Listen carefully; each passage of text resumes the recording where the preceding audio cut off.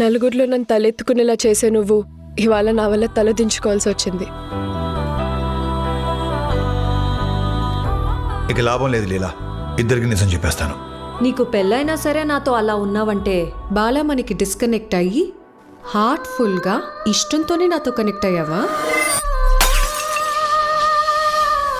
అన్ని రకాలుగా బాగానే చూసుకుంటున్నా కదా, నేనుండగా నీ లైఫ్లోకి ఇంకో అమ్మాయి ఎందుకు వచ్చింది? బుక్ మై షో అంటే ఇదే, మన షో మనమే బుక్ చేసుకోవటం. ఏడు కొండలవాడ వెంకటేశ పని చేశావు తిరుమలేశ. చెట్టు మీద కాయను సముద్రంలో ఉప్పును కలిపినటే కలిపావు శ్రీనివాస.